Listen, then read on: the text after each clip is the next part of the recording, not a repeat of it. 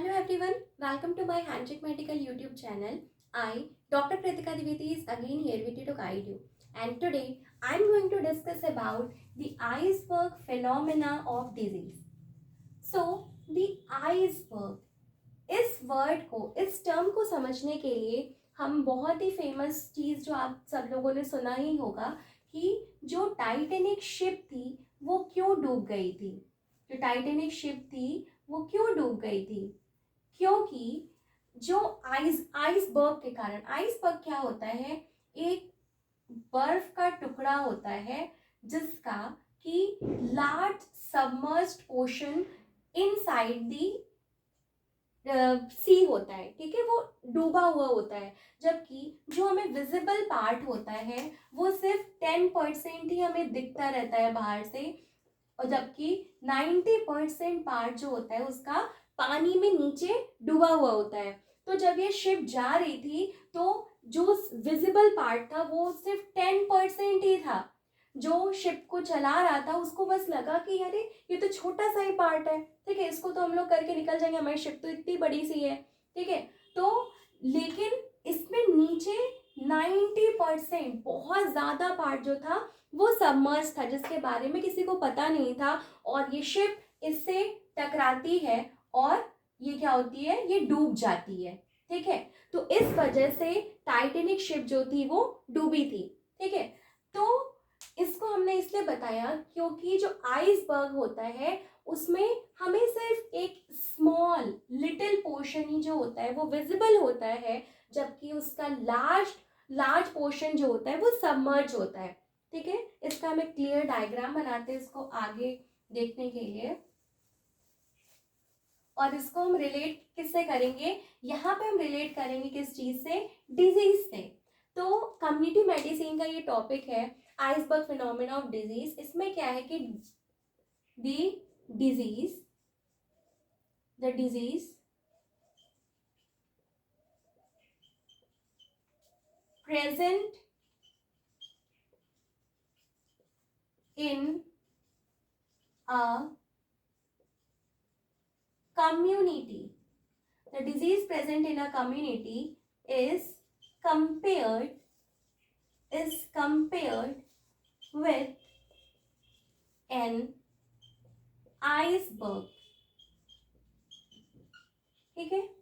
जो डिजीज, जो बीमारी कम्युनिटी में प्रेजेंट है, कम्युनिटी हम इसको एज अ ब्रॉड टर्म भी ले सकते हैं, एज अ स्मॉल टर्म भी ले सकते हैं। कम्युनिटी हम किसी एरिया या किसी कंट्री के बारे में भी बात कर सकते हैं, मतलब एक छोटा टर्म, मतलब किसी एक छोटी चीज को कंपेयर करने के लिए हमने ले लिया, ठीक है, या किसी बड़े कंट्री को देखने के लिए भी हमने कम्युनिटी वर्ड ले लिया, ठीक है। मतलब हम एक छोटी चीज को भी कंसीडर कर सकते हैं या हम एक बड़े चीज को भी कंसीडर कर सकते हैं। तो हम मान लेते हैं कि ये कोई एरिया है, ठीक है, ये कोई कम्युनिटी है मान लेते हैं। तो जो भी इसमें डिजीज है, जो भी इसमें बीमारी है, उसको हम किससे कंपेयर करते हैं? विद इन आइसबर्ग, ठीक है, उसको हम किससे कंपेयर कर रहे हैं?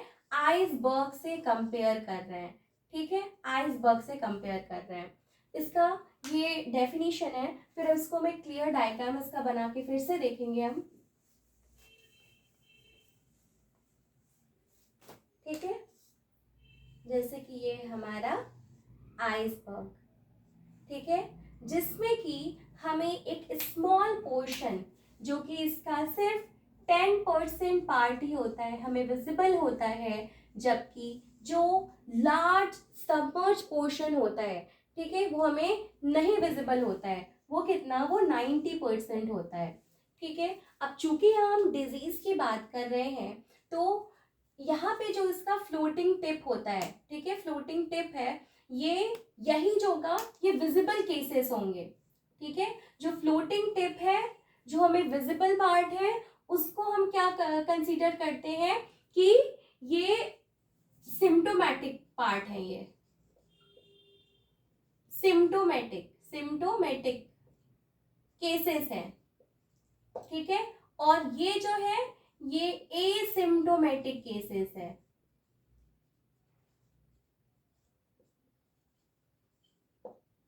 ठीक है। तो मतलब इस वाले पोर्शन को, जो कम्युनिटी में जो डिजीज, उसमें से क्या हो रहा है कि सिर्फ बस 10% जो केसेस हैं वो हमें विजिबल हैं, ठीक है। ये क्या हो रहे हैं, ये हमें विजिबल हो रहे हैं। क्यों विजिबल हो रहे हैं? क्योंकि पेशेंट को सिम्टम्स आ रहे हैं, पेशेंट को साइनस सिम्टम आ रहे हैं, पेशेंट सफ़र कर रहा है और वो बाद में क्लिनिक पे जा रहा है, डॉक्टर को दिखाने जा रहा है, तो वो चीज़ें हमें पता चल रही हैं कि हाँ इसको सिम्टम आया, पेशेंट को सिम्टम आया, पेशेंट खुद फील कर रहा है कि वो डिजीज्ड है, ठीक है, उसको सिम्टम आ रहे हैं, वो डॉक्टर के पास जा रहा है, ठीक है। तो सिर्फ ये 10% पार्ट ही जो है विजिबल पार्ट है और उसमें सिम्टम आ रहे हैं और वो किसके पास जा रहा है, डॉक्टर के पास जा रहा है, ठीक है। तो हम इसको एक तरह से और कह सकते हैं कि जो 10% पार्ट है ये क्लिनिकली इम्पोर्टेंस है, या ये हम कह सकते हैं ये क्लिनिशियंस के लिए इम्पोर्टेंट है, ठीक है, क्लिनिशियंस के लिए ये इम्पोर्टेंट है, ठीक है। जबकि जो 90% पार्ट है वो क्या है, वो एसिम्टोमेटिक है। It means although patient have infectious agent inside them, जो पर्सन है उसके अंदर इन्फेक्शियस एजेंट है, but they are not presenting with any sign and symptom, so they feel that they are healthy but they are not। मतलब कि patient, उस person में, उस पर्सन के अंदर इन्फेक्शियस एजेंट है बट उसको कोई साइन एंड सिम्टम्स नहीं आ रहे हैं, ठीक है, तो वो सोच रहा है कि मैं हेल्दी हूँ, ठीक है। तो अब जब उसको कोई साइन एंड सिम्टम्स नहीं आ रहे तो डॉक्टर के पास भी क्यों जाएगा दिखाने, या किसी क्लिनिक पे या किसी डॉक्टर के पास नहीं जाएगा दिखाने। तो जो ये पार्ट है ये तो हमको, ये ना ही ये दिखाने गया ना ही ये पोर्शन कंसीडर हुए, बट दे आर कैरियर्स। भले ही इन्हें बाहर से कोई साइन एंड सिम्टम्स नहीं आ रहे हैं, ये नहीं जा रहे हैं दिखाने, बट दे आर कैरियर्स, ये दूसरों को डिजीज स्प्रेड कर रहे हैं, ठीक है। मान लेते हैं ये एक पर्सन है जिसको कोई साइन एंड सिम्टम्स नहीं आ रहा है, लेकिन इसके अंदर क्या है, इसके अंदर इन्फेक्शियस एजेंट है और ये एक पर्सन अदर पर्सन को इन्फेक्ट कर रहा है, ठीक है। तो इसको हम एक तरह से और भी कह सकते हैं कि ये लेटेंट केसेस होते हैं, एसिम्प्टोमेटिक होते हैं, या ये हिडन पार्ट होते हैं, ठीक है। या हम इसको और क्या कह सकते हैं कि ये कैरियर्स होते हैं। क्यों? क्योंकि इनके अंदर इन्फेक्शियस एजेंट है and there is spreading disease to others, ठीक है, सो दे आर कैरियर्स, ठीक है। तो ये इंपॉर्टेंट है। और जो ये विजिबल पार्ट है they are important for clinicians, और जो लार्ज सबमर्ज पोर्शन है they are important for epidemiologist,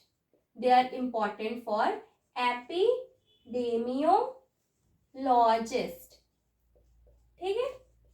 preventive medicine में हम क्या करते हैं, preventive medicine is all about the study of prevention of disease before it occurs, ठीक है। तो मतलब कोई भी डिजीज हो रही है उसके पहले हम उसको प्रिवेंट कर रहे हैं, ठीक है। तो उसके लिए क्या करते हैं, स्क्रीनिंग टेस्ट कराते हैं। आप लोगों ने देखा होगा कि भले ही किसी पर्सन को डिजीज है या नहीं है, उसके लिए काफी गवर्नमेंट क्या करती है, कई बार जैसे डायबिटिक पेशेंट को पता करने के लिए, या जो भी मतलब गवर्नमेंट कैंपेन करती है जिस उनको लग रहा है कि हो सकता है कि ये कम्युनिटी में डिजीज स्प्रेड हुई हो, तो उसके लिए क्या कराते हैं, वो स्क्रीनिंग टेस्ट कराते हैं। तो अब यहाँ पे तो कोई साइन एंड सिम्टम नहीं आ रहे हैं, तो ये पकड़ में कैसे आएंगे, हम इनके लिए क्या करेंगे, स्क्रीनिंग टेस्ट करेंगे, ठीक है। कौन सा इसके लिए टेस्ट करेंगे, स्क्रीनिंग टेस्ट करेंगे, जिससे हमें पता चल जाएगा कि ये इनमें भी डिजीज है and they are important for epidemiologist, ठीक है। और इनके लिए हम कौन सा टेस्ट करेंगे, इनको तो पहले से ही साइन एंड सिम्टम्स है, ठीक है, तो इनके लिए हम क्या करेंगे, इनके लिए हम करेंगे डायग्नोस्टिक टेस्ट, ठीक है। ये आइसबर्ग फिनोमेना ऑफ डिजीज ये बहुत ही छोटा सा टॉपिक है, बट ये इंपॉर्टेंट है और इससे 1 मार्क्स एमसीक्यूज वाले क्वेश्चंस बनते हैं, ठीक है। या कभी कभी वाइवा में भी एग्जामिनर पूछ लेता है, जैसे कि यहीं पे क्वेश्चन पूछ लेता है कि एपिडेमियोलॉजिस्ट के लिए आइसबर्ग फिनोमेना ऑफ डिजीज में कौन सा पोर्शन होता है जो कि एपिडेमियोलॉजिस्ट के लिए इंपॉर्टेंट होता है। तो वो कौन सा पोर्शन हुआ, जो कि लार्ज सबमर्ज्ड पोर्शन है। ठीक है, लार्ज सबमर्ज्ड पोर्शन है, वो एपिडेमियोलॉजिस्ट के लिए सबमर्ज्ड पोर्शन एपिडेमियोलॉजिस्ट के लिए इंपॉर्टेंट है। कौन सा ऐसा पोर्शन है जो कि क्लिनिशियंस के लिए इंपॉर्टेंट है, तो वो है ये जो फ्लोटिंग टिप है। ये क्या है, ये क्या है, ये फ्लोटिंग टिप है, स्मॉल फ्लोटिंग टिप है। ठीक है, ये क्लिनिशियंस के लिए इंपॉर्टेंट है। यहाँ पे हम क्या कर रहे हैं कि जो सबमर्ज, ये भी क्वेश्चन है कि सबमर्ज पोर्शन के लिए हम क्या करते हैं, कौन सा टेस्ट करते हैं, स्क्रीनिंग टेस्ट करते हैं। जो विजिबल पोर्शन है उसके लिए हम क्या कर रहे हैं, डायग्नोस्टिक टेस्ट करते हैं। ये 4 एमसीक्यूज यहाँ से बनते हैं। ठीक है, क्लिनिशियंस के लिए कौन से इंपॉर्टेंट है, जो विजिबल केसेस हैं वो क्लिनिशियंस के लिए इंपॉर्टेंट है। और एक एमसीक्यू बनता है यहाँ से जो कि बहुत इंपॉर्टेंट है, और ये प्रीवियस ईयर आप जब भी देखेंगे तो एआईपीजीटी वाले पेपर में ये पूछा भी हुआ है कि कौन से ऐसे डिजीज हैं जो कि आइसबर्ग फिनोमेना ऑफ डिजीज को नहीं फॉलो करते हैं। ठीक है, तो उसको भी हम देख लेते हैं। वो 4 ऐसे डिजीज हैं,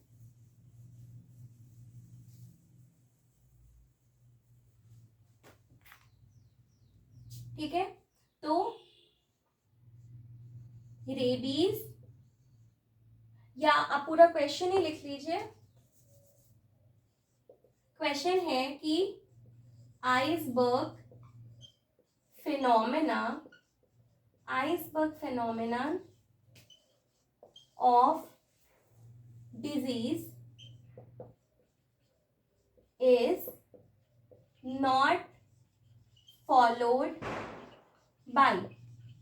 ठीक है, तो कौन नहीं फॉलो करता है, कौन से बीमारियां, तो ये 4 बीमारियां नहीं फॉलो करती हैं, रेबीज, टिटनस, मीजल्स और रूबेला।